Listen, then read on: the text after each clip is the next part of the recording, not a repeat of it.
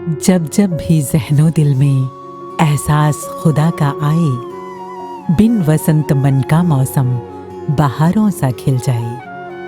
सांस सांस पर साज बजे और धड़कन धड़कन गीत, जर्रे जर्रे से नाद उठे और पत्ता पत्ता गाए।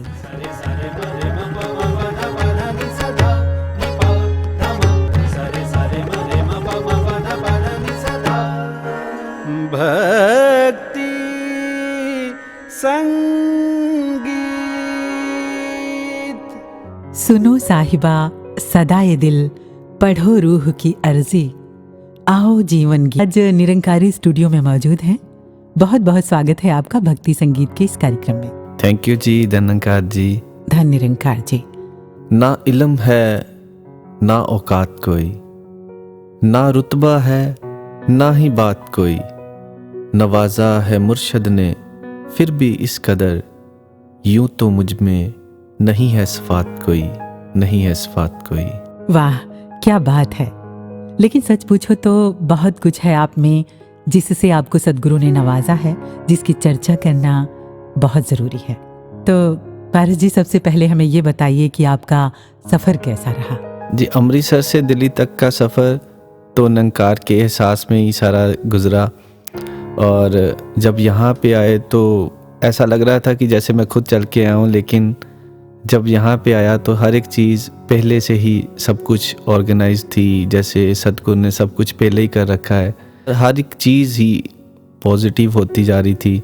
जैसे ही सुबह आया तो पहले लगा कि बहुत भूख लग रही थी। अच्छा। तो महापुरुषों का कॉल आ गया कि आपके लिए ब्रेकफास्ट आया है। तो सुन के एकदम से ध्यान आया कि सतगुरु इतने बारीकी से हर एक चीज़ को जानता है कि अभी ध्यान ही आया था तो ब्रेकफास्ट भी आ गया। तो जैसे ही वहाँ पे बैठा तो महापुरुष देकर गए परांठे और साथ में दही दे गए। तो फिर ध्यान आया कि दही खाने के लिए तो एक चम्मच भी चाहिए था। अच्छा। तो उसी टाइम से ध्यान सामने गया तो वहाँ पे चम्मच भी था।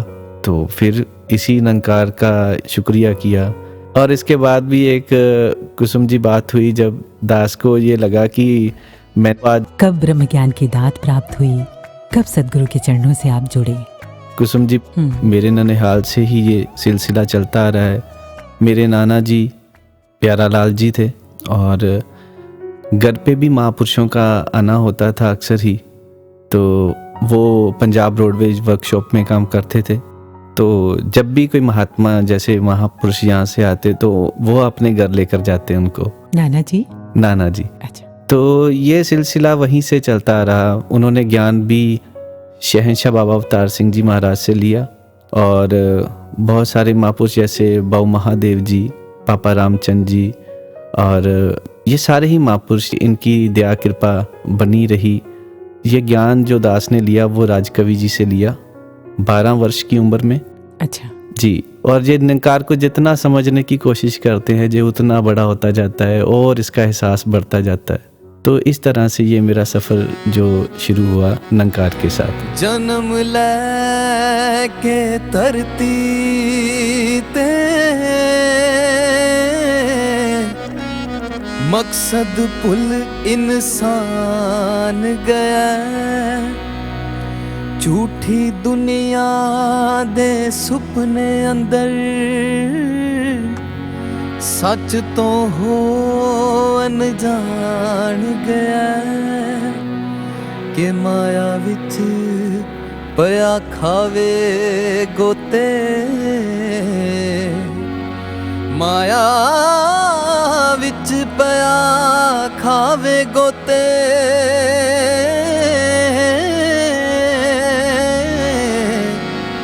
पारस पुल भगवान गया।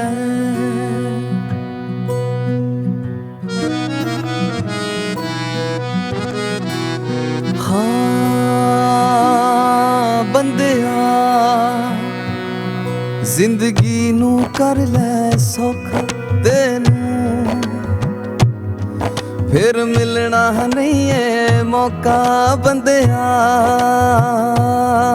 जिंदगी नू कर ले सौखा तेनू, मिलना नहीं है मौका बंदिया जिंदगी नू कर लै सौखा तेनू फिर मिलना नहीं है मौका माया दे विच रह के तेनू तेरी हो मैं देना धोखा जे तू रब नू पाउणा चाहुना है सतगुरु बिन मिलना औखा ओ अंदर बाहर जो भी वसदा एदी किरपा नाल दिसदा भेद दा पाउणा औखा हाँ बंदिया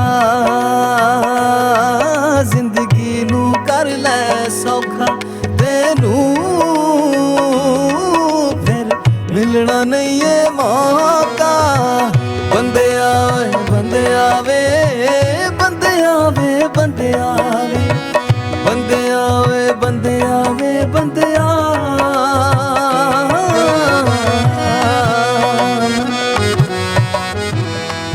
पारस जी, भाव कब उतरने लगे आपको, और आपको याद है पहला गीत कब लिखा आपने? कुसुम जी, ये जो नींव है निरंकार की कृपा से बाल संगत में ही रखी गई। तो मम्मी जी जैसे इंचार्ज बाल संगत के थे, तो शुरू से ही बचपन से ही जो संत निरंकारी हस्ती दुनिया, हम इसको पढ़ के वहाँ पे स्पीच के रूप में आशीर्वाद प्राप्त करते थे। अच्छा। जो संडे की संगत होती है उसमें विचार शुरू होने से 15 मिनट पहले वहाँ पे कवि दरबार होता था। तो जब संडे ये कवि दरबार होता था वहाँ पे जो महापुरुष कविताएं बोलते थे, तो ये इंस्पिरेशन कविताओं की उनसे मिली और उसमें काफ़ी योगदान रहा वहाँ के कवियों का। जैसे अमृतसर के महान कवि हमारे राजकवि जी आदरणीय सरदारा सिंह जी सरदार, करतार सिंह दीवाना जी और प्यारा सिंह जी प्यार, इन कवियों को सुनते हुए दास बड़ा हुआ है। तो ये प्रेरणा स्रोत दास की ज़िंदगी में हमेशा से बने रहे हैं। और एक दफ़ा की बात है कि पहली जो लाइनें जो दास के जहन में उतरी तो वो 2007 की बात है। अच्छा। तो मेरे फाइनल एग्ज़ाम्स चल रहे थे 12th के, और मेरी आदत थी कुसुम जी कि मैं जो पढ़ना शुरू करता था जब सारे सो जाते थे तब पढ़ता था। अच्छा। तो एक ही बात ध्यान में घूम रही थी, तो वो लाइनें कुछ इस कदर थी कि तू ख्यालां दे विच रहना है या ख्याल तेरे विच रहिंदे ने, तेरे इश्क ते राह ते वे सजना कुछ विरले ही तां पैंदे ने। क्या बात है, पहली लाइनें और इतनी कमाल की। अच्छा, लिखने के बाद आपको ऐसा लगा होगा ना कि ये कहाँ से आ गई? जी, ऐसा हुआ कि मेरे ये जहन में घूमती जा रही थी कि बार बार, क्योंकि याद कर रहा था तो याद करते करते ध्यान एकदम से निरंकार के साथ जुड़ रहा था। वो ध्यान मेरा पढ़ाई की तरफ नहीं लग रहा था। अच्छा। और ये ध्यान में सबसे पहले लाइनें ये आई कि तू ख्यालां दे विच रहना है या ख्याल तेरे विच रहते। समझ नहीं आ रही थी कि ये मैं क्या सोच रहा हूँ ना। हाँ, ऐसा ही होता है जब ये ख्यालों में आते हैं। अच्छा, पहला गीत कौन सा था, आपको याद है? जी, पहला गीत दास ने जो सतगुरु की कृपा से लिखा था, तो वो मसूरी के टाइम पे उसको रिकॉर्ड किया गया था कि जब बाबा जी मसूरी में आते हैं तो रौनकें होती हैं। तो तब वो पहली बार गीत लिखने का अवसर प्राप्त हुआ। उसकी 2 लाइनें मैं बोलना चाहता हूँ। जरूर। तेरी एक मुस्कान दी खातिर रूह रानी नचदी ना थकदी, नज़र टिका के दे नू देखे ए तकदी ना थकदी, तेरी एक मुस्कान दी खातिर रूह रानी नचदी ना थकदी। वाह, इस भाव के पीछे कितनी श्रद्धा, कितनी मासूमियत रही होगी, है ना, बाबा जी के लिए? बाबा जी के लिए ऐसा है कि उनके नूर को देखना एक इबादत होती जाती है। ऐसा ही एक एहसास, एक औरा ऐसा बन जाता था। तो आज भी वैसे ही जो एहसास है वो माता जी की तरफ बन जाता है जब भी उनका एक साकार रूप सामने आता है। यकीनन। पारस जी, बाबा जी से जुड़ी कोई याद उस समय की? तब की ये बात है कि ये एक दफ़ा छोटे, जैसे कह सकते हैं हम बचपन में, तो वो एक मासूम सा दिल होता है हमारे अंदर। हाँ जी। तो सबको देखता था कि बाबा जी के साथ फोटोग्राफ करवाते हैं। मैं बड़ी बार कोशिश की तो कह नहीं पाया। एक बार की बात है कि जैसे मसूरी में जाना हुआ, वहाँ जो डोमिनोज के अंदर जाना हुआ, हमने सोचा कि चलो जो साथ में महापुरुष हैं तो वहाँ पे हम कुछ खा लेते हैं। तो वहाँ एकदम से बाबा जी उसी जगह पे पहुँच गए, वही शॉप पे। वहाँ पे सबसे पहले बाबा जी को इतने नज़दीक, इतने पास में जा कर के देखने का अवसर प्राप्त हुआ। तो ऐसा फील हुआ कि जैसे कोई जन्नत में पहुँच गया है। तो बाबा जी को वही मासूमियत, इतना पता ही नहीं है कि क्या कहें। तो दिल में एक तमन्ना, जैसे छोटे बच्चे की जिद। तो मैंने बाबा जी को कहा कि बाबा जी एक फोटोग्राफ करवानी है। हुजूर मुस्कुराए, कहते अच्छा। तो पंजाबी में मुझे बोले फिर इधर आ जा। तो वही ध्यान की साथ में खड़े होके बाबा जी के साथ फोटोग्राफ करवाई। कुसुम जी ये सोचिए कि मैं आगे से क्या रिप्लाई दे रहा हूँ बाबा जी को। क्या? बाबा जी थैंक यू। बाबा जी ने आगे से एक कितना अच्छा रिप्लाई दिया, मुझे आज भी याद है। वो कहते अच्छा। अच्छा। वो मैं बाद में सोचता रहा कि वाकई में मैं किस किस चीज़ का आपको थैंक यू बोलूं। जब मैं बैठता हूं तो मुझे ये याद आ जाती हैं। अखियां तो पर्दे लावे, भुल्लियां नू राहे पावे। अखियां तो पर्दे लावे, भुल्लियां नू राहे पावे। जीने दा ढंग सिखावे मुर्शद मेरा। भगती दी राह सजावे, सुता इश्क जगावे। भुल्ले दे वांग नचावे मुर्शद मेरा। ओए अंदर बार जो वसदा ए, दी किरपा नाल दिसदा ए। भेदे दा पौना औखा बंदिया। जिंदगी नू कर लै सौखा, तेनू फिर मिलना नहीं ये मौका। बंदे आवे, बंदे आवे, बंदे आवे, बंदे आवे, बंदे आवे, बंदे आवे, बंदे आ।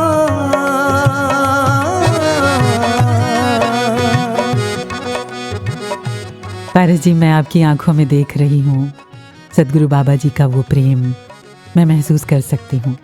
अच्छा, कोई और याद बाबा जी से जुड़ी हुई? 2014 में महाराष्ट्र समागम था जी। और इस समागम के दौरान दास चंबूर भवन में रुका था और वहाँ से बसेज आई थी।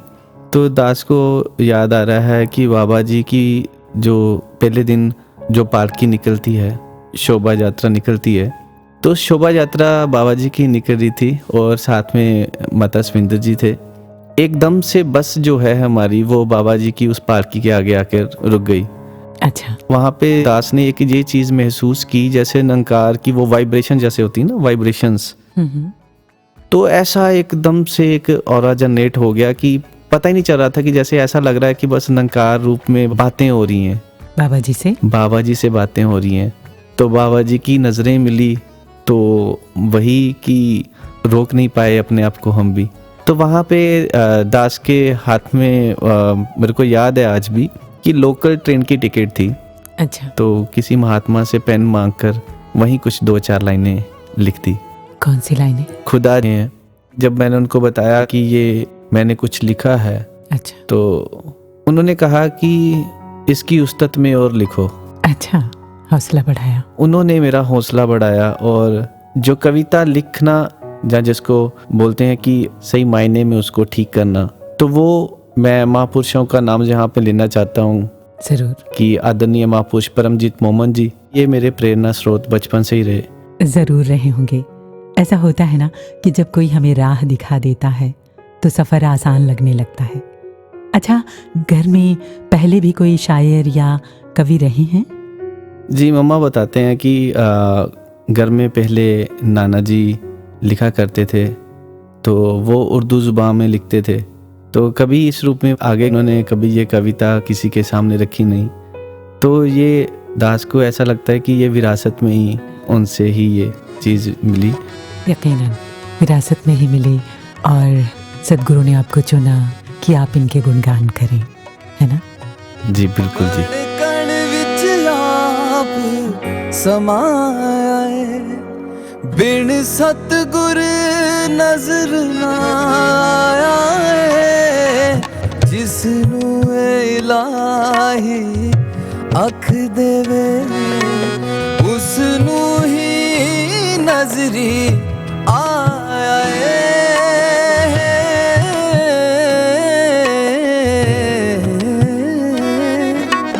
उसनू ही नजरी आया है। दर्दा दे मारे बंदे चंगे ने पावे बंदे, दर्दा दे मारे बंदे चंगे ने पावे बंदे, कट्टे जन्मा दे फंदे सतगुर मेरा। राहां चों चुगदा कंडे हर पासे खुशियां वंडे, राहां चों चुगदा कंडे हर पासे खुशियां वंडे, रूह दे नाल रब नूं गंडे सतगुर मेरा। ओए अंदर बार जो वसदा है एदी किरपा नाल दिसदा है, भेदे दा पौना औखा बंदिया। हाँ जिंदगी नू कर लै सौखा, तेनू फिर मिलना नहीं है मौका। पारस जी, आपकी लिखी हुई कोई कविता जो आपके दिल के बहुत करीब हो, हम सुनना चाहेंगे। जी बिल्कुल। एक कविता दास के दिल के बहुत ही करीब है। बिन तेरे किन्ने सिखाउणा सी, वल प्यार करन दा ना आउणा सी, कोडियां दे पा विखणा सी, तेना कम किसे भी आउणा सी। बिन तेरे किन्ने सिखाउणा सी, तू मिलिया है कदर पै गई है, भुख जन्मा जन्मा दी लै गई है। यकीनन। तू मिलिया है कदर पै गई है, भुख जन्मा जन्मा दी लै गई है, ना मिलदा ते की होना सी, जिंदगी नू पैना पछताउणा सी, बिन तेरे किन्ने सिखाउणा सी, वल प्यार करन दा ना आउणा सी। क्या बात है, कमाल। कोई गीत जो आपके दिल के करीब हो, आपका ही लिखा हुआ? जी, एक दास को याद आ रहा है कि एक बार की बात है कि जैसे गुरु वंदना में दास को सेवा का अवसर प्राप्त हुआ और ये गुरु वंदना राजमाता जी को डेडिकेट की गई थी जी। तो उस समय पे एक गीत दास के जहन में अभी भी गुनगुनाता है कि वो हरजिंदर मनी जी ने गाया था। अच्छा। उसके बोल थे, मेरे नैना दे सावें रह संग संग चल नाल मेरे, सदा हसदा वसदा रह नाल मेरे। हम सुन लेते हैं यही गीत। जी। मेरे नैना दे सावें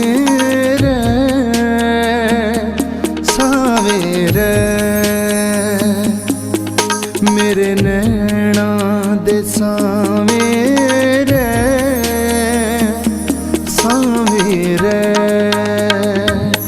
संग संग चल नाल मेरे, संग संग चल नाल मेरे, सदा हसदा वसदा नाल मेरे। मेरे नैना दे सावें सावें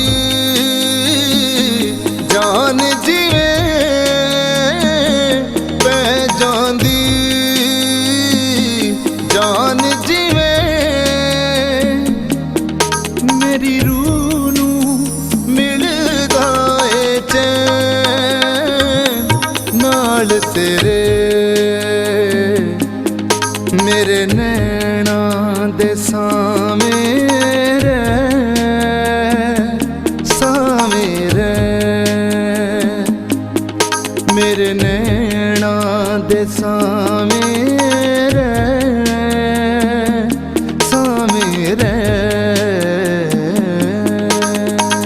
माँ तेरी रब तो उच्ची था, माँ तेरी रब तो उच्ची था, रिश्ता है सब तो वड्डा तेरा, चाहे दो अखरां दा तेरा ना। ओह क्या बात है, चाहे दो अखरां दा तेरा ना। बहुत खूब। और इससे जुड़ा हुआ एक और गीत दास के बहुत दिल के करीब है, और वो गीत जो तभी राजमाता जी को ही समर्पित था। तो उसमें वो भाव थे, बिन माँ दे जग दा ना सरिया, ना होवे एदे जिया दिल दरिया। बिन माँ दे जग दा ना सरिया, ना होवे एदे जिया दिल दरिया। एदियां दुआवां करके घर विच खुशियां वसदियां, खुद रब भी उदों हसदा है जदों मावां हसदियां। क्या बात है।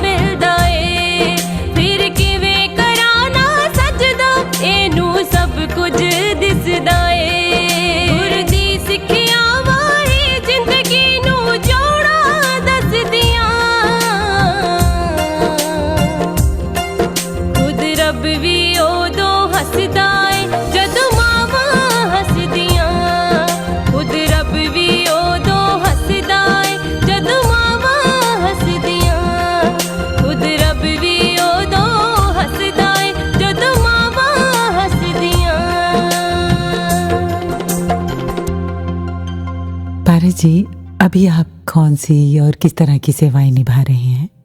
कुसुम जी, दास बताए दुनियावी तौर पे तो दास ने डॉक्टरेट कर रखी है इलेक्ट्रॉनिक्स एंड कम्युनिकेशन इंजीनियरिंग में। बहुत खूब। उस वजह से दास एक कॉलेज में लेक्चरर की जॉब और साथ में एडमिन का पार्ट दास देख रहा है। वाह, तो मतलब मैं आपको डॉक्टर पारस जी बुलाऊं? जी महापुरुषों, आपको जैसा ठीक लगे आप वैसा बुला सकते हैं, लेकिन दास बता दे कि ये जो क्वालिफिकेशन भी है, ये जो पढ़ाइयाँ भी है, ये सतगुरु की कृपा से ही है जी, और इसकी ही करम नवाजगी है। और परिवार में मम्मी जी, डैडी जी, उनका भी साथ में इस रूप में सहयोग मिल रहा है। और दास की वाइफ वो भी साथ में ही एक लेक्चरर के रूप में सेवा निभा रहे हैं। बहुत खूब। तो इस तरह से आपकी ज़िंदगी में सतगुरु की भरपूर कृपा बरस रही है ना? जी बिल्कुल बिल्कुल, सतगुरु की अपार कृपा है जी। पारस जी, पारस तखल्लुस कहाँ से आया? जी कुसुम जी, दास बताना चाहता है कि ये जो तखल्लुस भी है ये इनकी कृपा से ही नंकार रूप में ही दास को ये मिला। और जो पहली कविता पहले दास ने जिक्र किया है, उसी कविता की जो अंतिम लाइनें हैं उन्हीं में ये तखल्लुस मुझे मिला। तो दास उनका भी जिक्र करना चाहेगा यहाँ पे। वो लाइनें कुछ इस प्रकार हैं। तू मेहरम मेरी रूह दाएं, तेनू धुर तो लभदा आया। तू मेहरम मेरी रूह दाएं, तेनू धुर तो लभदा आया हाँ। हुण होवी ना तू दूर कदे, समा ਪਹਿਲਾਂ ਹੀ ਬਹੁਤ ਗਵਾਇਆ ਹਾਂ। ਹੁਣ ਹੋਵੀ ਨਾ ਤੂੰ ਦੂਰ ਕਦੇ, ਸਮਾਂ ਪਹਿਲਾਂ ਹੀ ਬਹੁਤ ਗਵਾਇਆ ਹਾਂ। ਪਾਰਸ ਹੋਇਆ ਜਦ ਦਾ ਤੇਰਾ, ਪਾਰਸ ਹੋਇਆ ਜਦ ਦਾ ਤੇਰਾ, ਹਰ ਸਾਹ ਹੀ ਸ਼ੁਕਰ ਤੈਨੂੰ ਕਹਿੰਦੇ ਨੇ। ਤੂੰ ਖਿਆਲਾਂ ਦੇ ਵਿੱਚ ਰਹਿਣਾ ਹੈ ਜਾਂ ਖਿਆਲ तेरे ਵਿੱਚ ਰਹਿੰਦੇ ਨੇ। बहुत खूब। जब हम ना आपके गीतों में पारस नाम सुनते थे तो ऐसा ख्याल आता था कि ये मिशन में दूसरे पारस जी कौन है। और देखिए ना, आपसे मुलाकात हो गई। जी, ऐसा है कि जब दास का ये तखल्लुस आया तो ये नंकार रूप से ही आया। तब दास बहुत छोटा था और दास महापुरुषों को जानता भी नहीं था, विचित्र पारस जी को। अच्छा। और ये बात दास को भी बहुत बार सुनने को मिली। और लेकिन दास यही कहेगा कि महापुरुष अपने समान कर लेते हैं। तो यही की कृपा है इनकी, तो ये किसी से भी, किसी के ऊपर भी हाथ रख के ये लिखवा सकते हैं। बिल्कुल, कुछ भी। सच यही लिखवाने वाले हैं, यही बुलवाने वाले हैं, है ना? जी बिल्कुल जी। कोई ऐसी बात, कोई ऐसी याद जो आपको बार बार आती हो, आप हमसे साझा करना चाहें? जी कुसुम जी जरूर। और ये एक ऐसा इंसिडेंट है, दास ने अभी तक किसी के साथ जिक्र नहीं किया इसका। तो दास को लगता भी है कि महसूस भी होता है कि ये एक किसी को बताऊंगा तो कोई हंसेगा। अच्छा। तो इनकी कृपा से ये एहसास तो जैसे ही शुरुआत हुई तो बरकरार रहा। तो ये याद है कि बीटेक में ट्रेनिंग के टाइम दास को मोहाली जाने का अवसर प्राप्त हुआ। अच्छा। तो वहाँ पे एक शाम जैसे बाहर टहलने का मन किया तो वॉक कर रहे थे फुटपाथ के ऊपर। तो दास अकेला था तो चल रहा था, तो कुछ लाइनें उतर रही थी, जहाँ कुछ लिख रहा था, दिमाग में ही कुछ सोच रहा था। तो सोचते सोचते चलता गया और सामने से खंबे के साथ टकरा गया। अच्छा। हाँ जी। तो जब टकराया तो वो इतने ज़ोर से टकराया कि मैं नीचे गिर पड़ा। और जब उठा तो देखा आसपास कोई नहीं था। कपड़े साफ किए और फिर चलना शुरू कर दिया। तो जब आगे चल रहा था तो किसी ने बताया कि आपके ये सर से ब्लीडिंग हो रही है और ये खून निकल रहा है। तो तब एहसास हुआ कि चोट काफ़ी गहरी लगी है। तो सामने से तभी कोई 3 बहनें आ रही थी, उन्होंने देखा और उन्होंने कहा कि भैया आपके जैसे यहाँ पे बहुत खून निकल रहा है, तो आपको फर्स्ट एड जल्दी लेनी चाहिए। तो दास ने कहा कि आप ऐसे कीजिए, मेरे दोस्त को कॉल कर दीजिए, वो आ जाएंगे। तो आज तक ये भी याद नहीं है कि उन्होंने कैसे उनका नंबर लिया, क्योंकि मैंने तो उनका नाम भी नहीं बताया। तो उन्होंने कॉल करके मेरे फ्रेंड को बुलाया और जब वो आए तो मेरे को बगल में जो डिस्पेंसरी थी वहाँ पे लेकर के गए और कोई भी हाथ नहीं लगा रहा था। क्यों? उसकी वजह ये थी, उनको लग रहा था कि ये शायद लड़ाई झगड़ा करके आए हैं। और वहीं पे एक सेक्टर में दास को एक डिस्पेंसरी मिली, वहाँ पे फर्स्ट एड लेने गया दास जब, तो वहाँ पे जो डॉक्टर थे उन्होंने पहले बैठाया, उनको देख लिया उन्होंने कि ये काफ़ी घबराया हुआ है। तो उनको जब उन्होंने सबसे पहले ही दास के सर पे हाथ रखा तो कहना शुरू कर दिया कि आपको कोई कुछ नहीं हुआ, आप बेफिक्र हो जाइए, कुछ नहीं हुआ आपको। और जब दास के सर के ऊपर हाथ रखा तो साथ में कहना शुरू कर दिया, तू ही नंकार, तू ही नंकार, तू ही नंकार। तो एकदम से ध्यान गया कि ये तो मेरे साथ ही था, मैं ही भूल गया था। बिल्कुल। तो ये इंसिडेंट आज भी मुझे याद आ जाता है कभी कभी। और साथ में ये भी याद आ जाता है कि किसी ने एहसास दिलाया कि ये मेरे साथ हैं। बिल्कुल।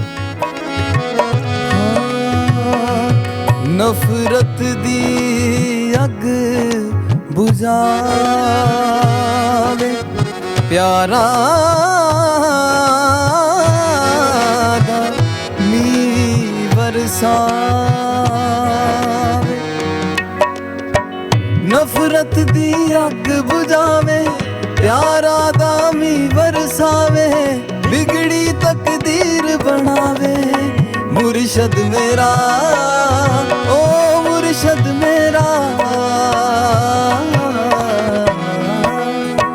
पारस जो दर ते आवे बख्शे गल नाल लावे, ਆਰਸ ਜੋ ਦਰ ਤੇ ਆਵੇ ਬਖਸ਼ੇ ਗਲ ਨਾਲ ਲਾਵੇ ਵੇੜੀਏ ਪਾਰ ਲੰਘਾਵੇ ਮੁਰਸ਼ਦ ਮੇਰਾ ਹੋਏ ਅੰਦਰ ਬਾਰ ਜੋ ਵਸਦਾ ਏ ਇਹਦੀ ਕਿਰਪਾ ਨਾਲ ਦਿਸਦਾ ਏ ਇਹਦੇ ਦਾ ਪਾਉਣਾ ਔਖਾ ਬੰਦਿਆ ਜ਼ਿੰਦਗੀ ਨੂੰ ਕਰ ਲੈ ਸੌਖਾ ਤੈਨੂੰ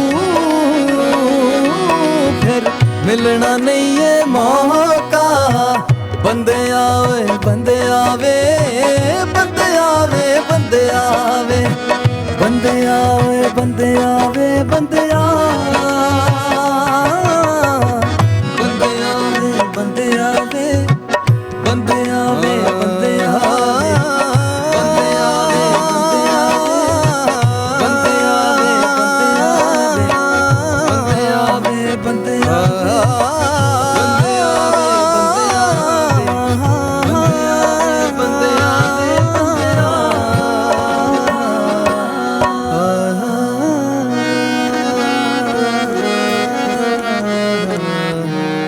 भरत जी, आपके इतने गहरे भाव हैं, आपकी इतनी प्यारी कविताएं हैं, कभी आपको मंच पर नहीं सुना?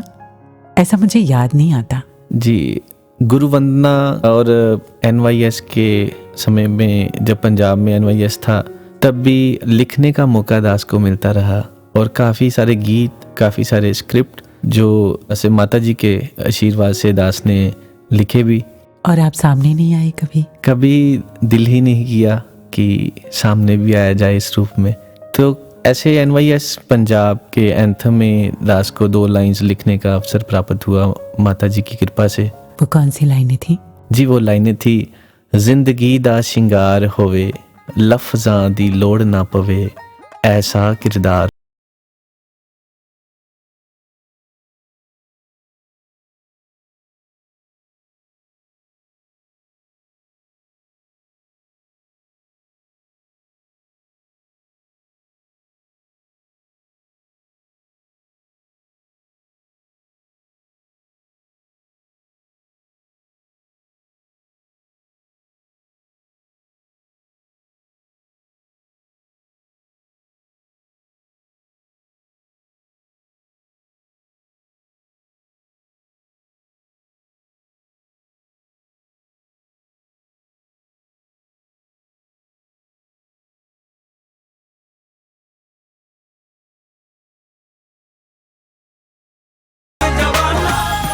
अच्छा, आपने सदगुरु के सामने कभी कविता पढ़ी?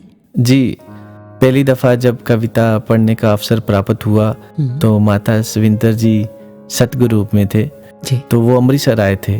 अच्छा, तब दास को पहली दफ़ा उनके समक्ष कविता रखने का अवसर प्राप्त हुआ था। वो कौन सी कविता थी? जी, वो कविता थी, जिंदगी दे पन्नियां नू आओ गुरमत नाल सजा लईए, जो मिशन सतगुर चाहुंदे ने ओ मकसद अपना बना लईए। बहुत खूब। दिल दी जमीन उत्ते बस प्यार दे निशान हो, मुर्शद ने जो बख्शे हन बस याद ओ एहसान होन, हर एक ही मन दे अंदर ज्ञान दा दीप जगा दईए, जिंदगी दे पन्नियां नू आओ गुरमत नाल सजा लईए। तो एक दफ़ा ऑनलाइन समागम में सतगुरु माता सुदीक्षा जी महाराज के समक्ष भी कविता रखने का अवसर प्राप्त हुआ तो दास उसकी भी 2 लाइनें रखना चाहेगा। जरूर। निरंकार दे एहसास के अंदर खजाना खुल कायनात दा, सच। जिथे वड्डा छोटा नहीं कोई, ना ही भेद किसे जात दा, अनमुल्ले ने सा जिंदगी दे, ना गवाइए किसे मान च आके, तंग दिली नू दूर करिए खुद गर्जी दी हद मिटा के। तंग दिली नू दूर करिए खुद गर्जी दी हद मिटा के। बहुत खूब। पारस जी, आपके लिए भक्ति क्या है? भक्ति की डेफिनेशन दास अगर कहे तो ये एहसास है, एक ऐसा एहसास है दास अगर सोचे कि जैसे एक समंदर है, समंदर की गहराई बहुत ज़्यादा होती है, अगर समंदर ही डूब जाए। समंदर ही डूब जाए? मतलब दास के कहने के भाव ये है कि जैसे इसका एहसास में, भक्ति के एहसास में इतना ज़्यादा इंसान डूब जाए, एकमिकता वाली बात, कि एहसास ही ना हो खुद के होने का, खुद के होने का। बिल्कुल, एक ऐसी बात, यही हो जाए, एक ऐसा ही रूप बन जाए, इनका ही रूप बन जाए। तो इस प्रकार से भक्ति दास की लाइंस थी जो गीत की, वो थी फिजा में गुले हो तुम एहसास बनके, रोम रोम ठहर जाओ सांस बनके, हम नादां कैसे जाने जिंदगी की डगर, रहनुमा तुम मिले हो आस बनके। फिजा में घुले हो तुम एहसास बनके, रोम रोम ठहर जाओ सांस बनके। फिजा में घुले हो तुम एहसास बनके, रोम रोम ठहर जाओ सांस बनके। हम नादा कैसे जाने जिंदगी की डगर, हम नादा कैसे जाने जिंदगी की डगर, रहनुमा तुम मिले हो आस बनके। फिजा में घुले हो तुम एहसास बनके, रोम रोम ठहर जाओ सांस बनके।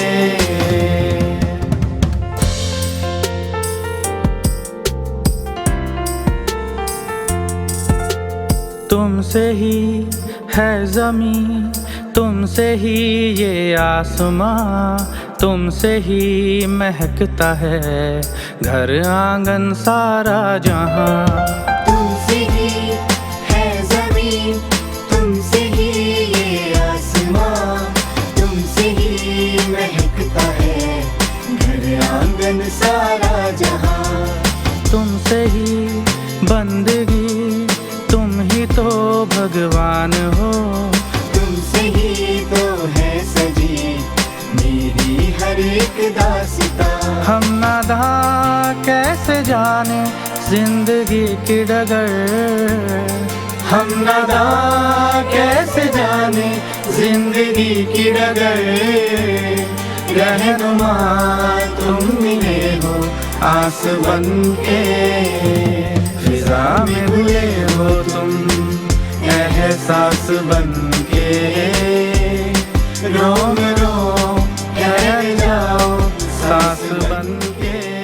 निरंकार सद्गुरु कृपा करें कि आपकी ये लाइनें, आपकी ये पंक्तियाँ हर दिल तक पहुँचे और सभी को निरंकार सद्गुरु का एहसास हो। जी शुक्रिया जी। पारस जी, आपने अपना बहुत कीमती समय निकाला और हमसे, हमारी सुनने वालों से अपनी ज़िंदगी की, अपनी लेखनी की, अपने एहसास की इतनी प्यारी प्यारी बातें साझा की। इसके लिए आपका बहुत बहुत शुक्रिया। शुक्रिया जी।